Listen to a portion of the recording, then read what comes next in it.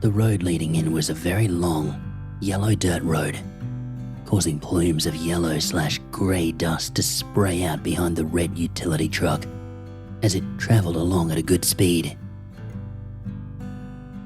4 kilometres of road, surrounded by dusky green meadows, with the odd cluster of tall gums for as far as the eye could see, cut off periodically by big dips in the road. On the rises, they could see for miles around. Barely a house or tin shed in sight. Flocks of crows and sulphur-chested cockatoos and sheep dotted the meadows. Nothing much grew in these meadows, aside from grass, dry and dead in the summer, long and green in the winter. They were not acres of wheat or canola, just dull, dusky yellow-green grass looking in need of a good dose of rain, with long, worn dirt tracks left by a continuous beating of hooves. At the base of the last dip, the long straight road ended in a sharp left turn and then continued for another 2.5 kilometres, with clusters of trees thickening and the 3 old farmhouses along the right, closely neighbouring each other, not long after the sharp left turn in the road. Much further up, another home on the left had the typical old cars left to rust on the acres of land. Then, they entered state forest on both sides. No more neighbours. Here, the dusty yellow road curved right slightly, then curved slightly right again further up. Not long now, the husband told his wife and children. All were eager to set eyes on this property he'd purchased for the family, quietly and patiently sitting inside the ute, watching the scenery go by, waiting for a glimpse of the house. Suddenly, a short curve veered off the main road to their left, and they took this turn. 10 metres in, the dad got out to open the large metal gate, rolling it inward to the left. Even at the gate entrance, their long driveway hooking to the left, the house remained elusive. It could not be seen from the road. What could be seen was a large dam in a valley behind the house, sun glistening off the ripples in the water. As they turned left from the gate entrance, along a grey dirt road, the house came into view, tucked behind a cluster of large gum trees. A long ranch-style brown brick and wood house with a classic tin roof, with a chimney and a veranda along the front of the house. To their left, opposite the house, was a large 3-car shed, though it was not used for cars. The previous owners decked the shed out with dog kennels for the greyhound boarding house they had run. Excited, everybody exited the vehicle and walked around the house, down to the right across a large concrete slab for 2 cars to park, and around the back. The backyard was dotted with lavender and rose bushes, surrounded by circles of chicken wire to keep the rabbits and wallabies from eating the foliage. The house stood on the southeast corner of a 77-acre lot.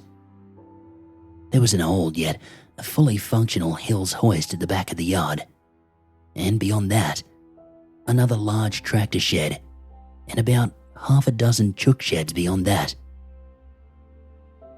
A small garden shed stood to the left side of the house, near the clothesline. Back around to the front of the house, the dad opened the front door, and everybody rushed in to get a look at the interior. The cream-coloured carpets were grey, dirty and stained. The curtains were drab. The walls a dull matte grey/teal colour that sucked the life out of the space, giving a feeling of the house closing in on itself. everything smelled strongly of cigarette smoke. The previous owners had been serious smokers, hence the husband dying of cancer. The front door opened into an L-shaped lounge room off to the left, with a large fireplace along the left wall. The large bay window let in a good amount of light, but the veranda restricted full sunlight from entering the room. There was a rumpus beyond the lounge room, behind the wall where the fireplace stood, and following the L-shaped room around to the right, an arched doorway led to a quaint county-style kitchen. There was a large window that spanned the length of the kitchen and looked out across a vast meadow of bright, yellow dandelions and the large dam, about the size of a small lake. The property was surrounded by state forest. The mum liked the kitchen straight away. It had a nice bright open feel to it, and soon became her favourite part of the house. That view. Going through the kitchen, there was the old laundry room that no longer functioned as a laundry, leaving only a large cupboard and storage space for brooms and such. The new laundry, a new addition along with the rumpus, had been built onto the left side of the house and could not be reached from inside. In the old laundry, a door to the left led outside. However, it was too stiff and unable to be opened. The door to the right, at the end of the storage room, led to the hallway and back into the lounge room through a sliding door, front door directly ahead. The hallway ran down the middle section of the house with bedrooms and bathroom coming off. The two front rooms off to the right, where the boys would sleep, were dark and cold, with small windows that let in little light. A south-facing veranda meant not much light came in through the front of the house. Facing north, the master bedroom with its large bay window was a different story. Bright and sunny, with floor-to-ceiling windows. Loads of light shone into this room. The children, 2 boys, one nearly 2 and the other 6, were off exploring the house, running excitedly here and there, looking into rooms and cupboards. After exploring inside, the boys couldn't wait to go outside and explore, but they had to be careful not to go near the dam by themselves. The backyard was fenced off, though a gate at the back that led to the dam was easy enough to open. The parents and the children went for a walk to explore the vast rectangle-shaped land. The property was split into 2 sections via an expanse of fencing down the middle of the property, north to south, with the large dam on one side and another moderate-sized dam right down the back of the other block. Gum trees gathered here and there along the rises on both sides of the property, and a gully ran right down the middle from east to west. Now and again, kangaroos got a fright from the approaching people and hopped off into the thick forest. They spotted an echidna, a blue-tongued lizard, and little skinks here and there which delighted the children, and the adults, truth be told. It was not moving-in day. The weekend would be spent removing curtains, washing them, cleaning the rooms thoroughly, painting those dull blue walls a nice crisp white, with feature walls of burnt persimmon, Turkish brown and dark red in the bedrooms. They were not moving in until after the house was fully refurbished with the old stinky carpet removed and replaced with floating floorboards, new dark red carpet in the 3 bedrooms and rumpus, and the fireplace repaired because the chimney was partially blocked adding to that strong smoky smell. There was much to do, and this weekend would be more like a campout inside the dwelling, sleeping on the lounge room floor since there was no furniture yet. As yet, the power wasn't even connected, so it would be a dark, candle-lit night.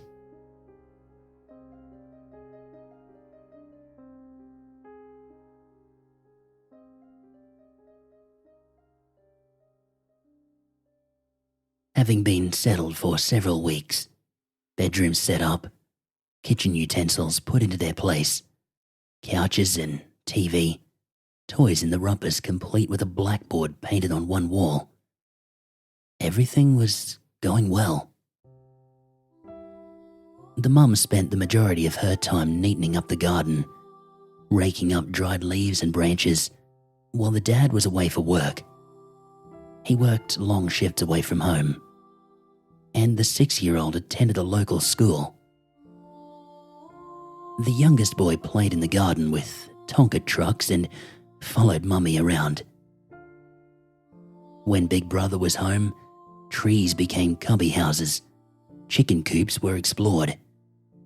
Sometimes the boys went to the dam with Mum or Dad and played in the mud along the water's edge, looking for yabbies and building mini dams. It was fun and games, serenity and relaxation, bushwalks and wine by the fireplace, the quiet country life.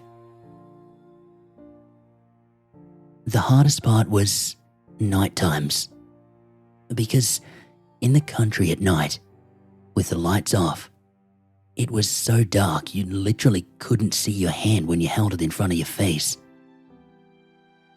There were no streetlights outside to help illuminate the house on nights when the moon wasn't out. All was fine and dandy until one time the mum and the youngest boy were in the garden near the chook sheds, heading towards the house, when the boy, on his small trike, stopped suddenly and turned to look behind him, as though he had heard something. Then began smiling at something unseen. Stopping to watch him, the mum stood quietly, studying the look on his face. Delight. Something had made him smile. She looked to where he was looking, a dark, shadowy corner of one of the chook sheds, but could see nothing there. Certainly, nothing to cause her son to stop and start smiling. Curious, she tried to coerce him into following her, but just then, he turned the bike towards the chook shed and started scooting over to it, still looking happy and delighted, as though someone or something was attracting his attention and beckoning him over. She asked him, "What is it? What do you see?" But he just kept smiling and moving towards something unseen, saying nothing. In order to get the boy to stop, the mum had to stand directly in front of him, blocking off his view to the chook shed. Instantly, his expression changed back to normal indifference, and he turned his bike towards the house, and they headed inside, the moment of joviality forgotten. Yet, it was not forgotten by the mum, who couldn't shake the strange sense that her son had seen something there. Nothing scary, because it had made him smile, yet something she could not see herself. It was a strange sensation. When the dad called from work that night to check in on the family and see how things were going in his absence, the mum told him about the son's odd behavior in the garden that day. Neither of them were freaked out by the incident, mainly because the child had been happy, not frightened. Whoever or whatever he had seen, the mum assumed that it must be harmless and friendly. Perhaps the ghost of the previous owner, who passed away recently, returning to potter in his chook shed. Downplayed as it was, it left the mum with a slightly spooked feeling that there was something or someone hanging around that she could not see. Not long into their arrival at the house, the youngest son began walking around at 1 a.m. most nights, crying, unsettled. For some strange reason, this only happened when the husband was away at work, which meant the mum waking in the dead of night in a fright to the sound of the young boy wailing. Waking to a room of complete darkness and a feeling of foreboding, because she was afraid of the dark anyway. She would reach her hand out to the bedside table and abruptly turn on the light, wait a moment or two to get her bearings and make sure she could hear nothing untoward, such as footsteps in the house. Then she would get up and turn on the main bedroom light and the hallway light and go into her son's room, turning on his light as well. The hallway light had 2 switches, one just outside the master bedroom and one on the wall in the lounge room nearest to the hallway sliding door. In the room where the youngest boy slept, the corner near the inbuilt cupboard gave the mum the creeps. There was never anything there that she could see, no presence she could sense. And yet, having her back to the cupboards left her feeling unsafe. Even with the light on, that corner always seemed darker, ominous. She positioned her son's cot so that she wouldn't have her back to that corner when tucking him in, and so that he wasn't sleeping in that corner. No one else seemed to have any such reservations, and her son, although waking and crying, didn't seem to be upset for any obvious reason. He didn't seem frightened and wasn't pointing or looking at anything. Still, he took a while to settle after waking like this, every time. Some nights, after he woke, she would put her son into bed with her to settle and sleep. Yet she didn't do this often, because doing so left her feeling nervous. A strange feeling that she couldn't explain. On top of that, the youngest boy rarely woke up crying if the mum stayed awake past 1, or if the dad was home. It always seemed to happen when she was in bed either fast asleep or having just dozed off and being awoken abruptly by high-pitched crying, and always around the same time. Stranger still was the fact that he never did this in the house they had lived in previously. Checking in on her other son to make sure he hadn't gotten up to disturb his brother, he was always sound asleep, tucked under his blankets, looking peaceful and content. The 6-year-old slept through the night and never heard his brother's cries. Whatever disturbed his brother at night had no effect on him. The next strange thing to happen was months later. So, incidents were not happening often enough to leave a feeling of immediate danger or immense foreboding. Besides, the only ones witnessing anything strange was the mum and the youngest son, and he was too young to understand or really talk about anything. The dad and the older brother seemed happily oblivious to any strange goings-on or foreboding sensations related to certain parts of the house. On this particular afternoon, while the dad was at work and the older brother was at school, the mum was tucking her little boy in for his daily afternoon sleep. He had recently graduated to a single bed since he had begun to climb out of his cot. So she leaned over him to talk as she put him into bed, her back towards the door. Lying down and watching her, he then began to smile at something behind her. Immediately she felt spooked and turned to look behind her and around the room. There was, of course, nothing there. No ghostly apparition, no strange shadows, no one else in the room or any bugs crawling up the wall behind her. Wondering if it was the small painting of the giraffe on his wall at the foot of his bed that got his attention, she turned to look and saw the painting was not in the same spot where the son was looking. He was looking at a spot between the painting and the door. Strange. Still, he kept on smiling at something behind her.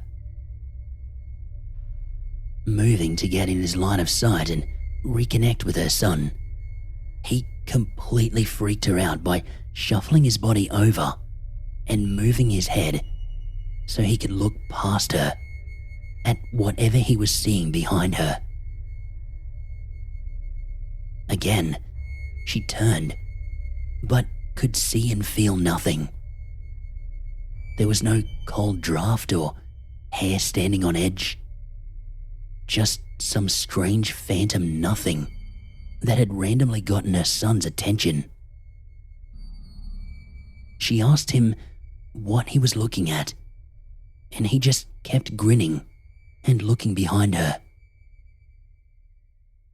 Feeling super spooked now, she tucked him in and left the room. Later, when the dad called, she recounted this incident to him. Between the chook shed incident, the waking and crying in the middle of the night, and now this most recent incident, she was beginning to wonder about her son having the ability to see things that others could not. It wasn't something she believed in, spirits or ghosts. However, other family members were saying this might be what's happening.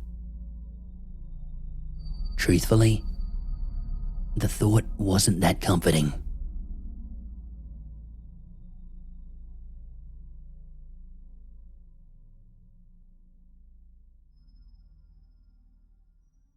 Speaking with locals, the mum discovered that both previous owners' husbands had died of cancer, though never any deaths at the house itself.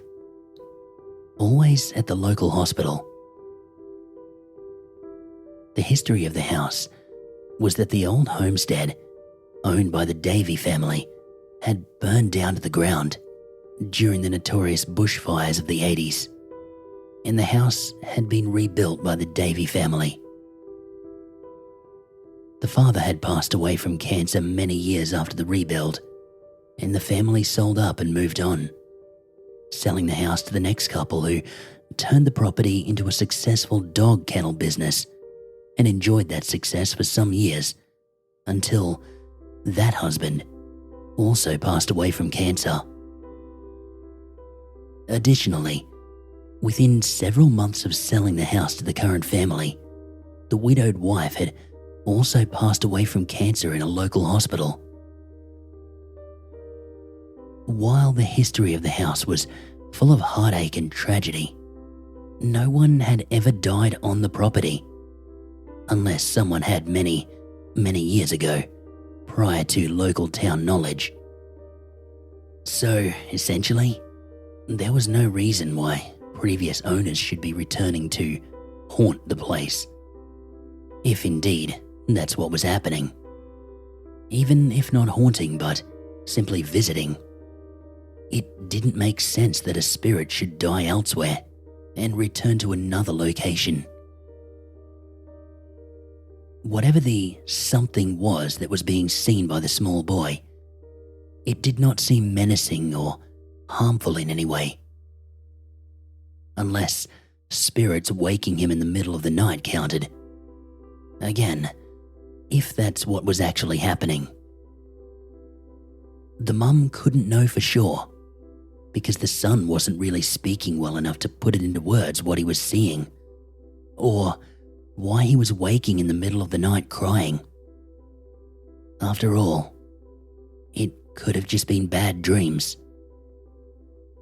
Then, one night, the mum had just checked on the boys before going to bed. Seeing they were fast asleep and peacefully tucked into their beds, snuggling teddies and blankies.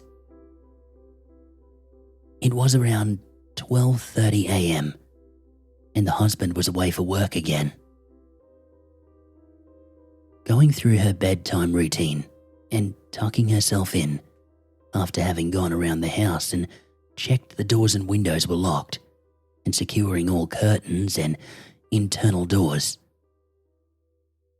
She had just settled down and closed her eyes when there was an almighty thud against the bottom of her bedroom door, coming from outside her room.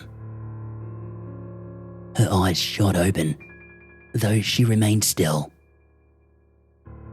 At first, she thought maybe someone had thrown a basketball against her door, because that's what the sound reminded her of. Yet she knew that the boys were asleep, and her husband's basketball was in the built-in robe beside the bed. Then, she thought maybe a rat had run up the hallway and slammed into her door. Yet, she heard no sound of scurrying retreat. Almost too afraid to turn on the lights, she lay there for a while in the dark listening. There were no receding steps up the hallway, no children running and climbing back into bed, no doors opening or closing. Nothing. No sound whatsoever. Dead quiet. Turning on the bedroom lamp, afraid that this might alert the intruder to her presence, she crept out of bed and tentatively opened her bedroom door, fearful of what she might see. The hallway outside her door was deserted. The sliding door joining the hallway to the lounge room remained closed, as she had left it, as did the door to the right of the end of the hall, leading to the old laundry. It was her habit to close all the doors in the house at night, because she always had the creeps and wanted to hear if any doors were opened.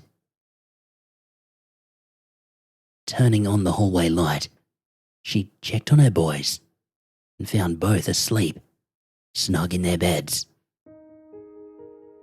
The sound had not woken them, and they had not played a trick on her before quickly returning to their beds to pretend to be asleep. She couldn't figure it out. What had hit her door? It had sounded like someone kicked the bottom of her door, yet she could not be sure as she ran through scenarios of what the bang sounded like. It was so strange. Needless to say, going to sleep after that was a frightful and fitful event in her pitch-black room. Every time she began to doze off, she imagined noises here or there and woke up. Some noises were real, just ordinary house shifting, animals outside, scurrying type noises. Nothing coming from inside the house. All remained quiet And then morning came, and it was time to get up. Often, she would watch scary movies with her husband about families who lived in haunted houses, and it always amazed the two of them that the occupants would experience things and not tell anyone. Until the last minute, when things became too real to ignore, and then everyone knew the house was haunted and dark forces were out to get them. Her and his relationship was different in that she shared all the experiences with him. There was little the husband could do about what his wife shared with him, and nothing so drastic that he or she felt the need to move the family out of the house. Still, he was kept up to date and knew of the strange goings-on, including the time the wife phoned him at work, telling him she'd gotten the life frightened out of her when the water pipes suddenly rattled and woke her at 3 o'clock in the morning. He had told her that was uncanny because he had had a dream of rattling pipes the same night. What was really odd about the pipes rattling is that they only did so when taps were turned on inside the house. If the garden taps outside were turned on, the pipes did not rattle because outside tap water didn't run off the housepipe system. They were attached to other large water tanks or the dam water. It was something to do with the water pressure causing the water hammer to bang and clang, which occurred every time the bath was run, a shower was had, the dishes were washed, hands were washed, the toilet was flushed, or the laundry was used. Every time. When the pipes hammered during the night, loud enough to wake her from her sleep, she immediately wondered how and why they had done so. No one was up at 3 a.m. going to the toilet or washing their hands.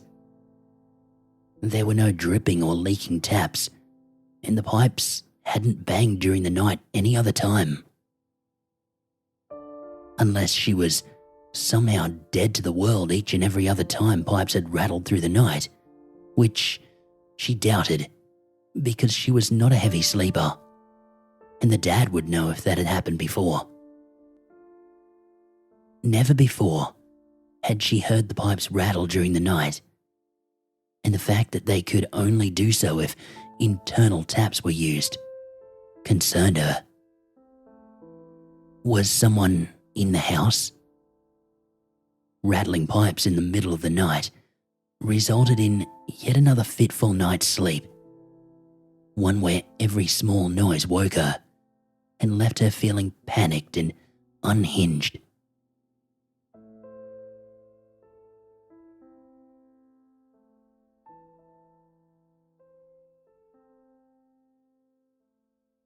After months of living in the house in the middle of nowhere, surrounded by a state forest, with nights so dark you couldn't see a thing, and with her husband away for work most of the time, it didn't take long for the wife to feel increasingly unsafe and spooked. When she was outside, she often got a feeling of being watched, often reaching for binoculars to see if there was anything in the garden or in the woods. At nighttime, even with the curtains drawn, something she did as soon as it was hinting towards dusk. She never turned lights on in a room without closing curtains first. She had this strange paranoia of someone still trying to peek inside. There was no way, no how, she could walk through the house at night in the dark. The house was far too creepy and very dark. Instead, she would turn on the lights in every room she entered, turning them off as she left each room, hurrying towards whatever room had a light on. There was always this strange sense that As soon as the lights were off in a room, it was no longer empty. She knew this was irrational. She had just been in the rooms with lights on and knew them to be empty. Still, as soon as the lights were out, the darkness felt menacing, including her own room at night, when her husband was at work. Before bed, rooms, cupboards, and under beds would be checked. And still, the sense of unease would not go away. Night after night, she found herself thinking of scenarios. If someone comes down the hall, I'll do this. If someone comes into my room via the bathroom, I'll do that. Being there at night with no other adults left her completely spooked. More and more, she found herself staying up late to put off having to turn off all the lights and go to sleep. She found herself sitting up late in bed reading, wondering what every bump and scrape was. Her husband had gifted her a hunting knife, which she began sleeping with under her pillow. It made little sense and lacked reason, yet she rarely felt safe at night. By now, the 6-year-old had begun to exhibit odd, rebellious, and combative behavior as well, constantly battling with his mum and becoming increasingly angry. The anger was worse when Dad left for work. One time, in front of friends visiting the son, he lost his temper over a minor incident, his anger getting the better of him. He tried to take a swing, a punch at his mum, and the visitor, who knew him well, noted that that was out of character for him. While the son was sent to his room, the visitor and the mum discussed what could be causing these outbursts. It was put down to anxiety in a new place and a new school, missing Dad, who was away often, and resenting Mum, who was always there and always the disciplinarian. Still, his attitude only added to her unease, coupled with the fact that the youngest boy was often waking in the middle of the night crying. There was a growing unease that the house, or the area, or the lifestyle was affecting all of them in adverse ways. The only one who seemed largely content was the husband, who spent most of his time away. Though even he became increasingly testy as time went by. Late at night, with the husband away as usual, she got the fright of her life when, in the dead of night, while she and the children were fast asleep, she was awoken by a loud sound of banging and clanging. The noise was so tremendous, it immediately woke her from sleep and left her heart pounding and her mind racing. What the hell was that? She thought, as she lay frozen in bed in the pitch black darkness. Her eyes wide open, yet unable to see a thing. Her mind ran through scenarios of what could have made the noise. It wasn't a window breaking. It wasn't a door slamming. In fact, instinctively, she knew the sound had come from inside the house. Far too petrified to even turn on a light, let alone get up and check what caused the noise, the mum lay in bed, listening intently for any further noises. Footsteps, doors opening or closing, scuffling, anything that would suggest whatever or whomever it was on the move inside the house. frozen with fear, her ears straining. She almost felt like crying. There was nobody she could call, no neighbours to come over and investigate. Just her, alone, in this dark house, with 2 small children. However, no further noises were heard, and as she lay there clutching the small hunting knife, she began to realise with some certainty the noise had come from the old laundry area. She knew it couldn't be the back door, because it couldn't be opened. Maybe a mouse had caused something to fall over. She would wait until morning to investigate. Meanwhile, laying awake in bed for hours, waiting to see if whatever caused the noise would make another sound. Anytime she began to drift off, even the slightest noise of the house woke her. Waking in the morning, amazed that she had managed to fall back to sleep, she got up and began to move around the house, looking for signs of anything that could have made that loud noise. The cause was found in the old laundry storage room. Somehow, all of the brooms, mops, and dusters had toppled over, crashing to the floor in the middle of the night. While she reasoned that anything could have made that happen, a small mouse hitting one and causing a domino effect, one stacked precariously and then falling onto the others and making them fall. This incident caused her fear factor to grow. In the light of day, it seemed harmless. Yet, during the night, that sound had shaken her to her core. Sharing the incident with her older son, she laughed it off as some funny thing that happened in the night, a dramatic story to share with others. Brooms sometimes fall of their own accord, right? Nevertheless, it only added to her growing unease. That strange sense of not really being alone at night when the husband was away.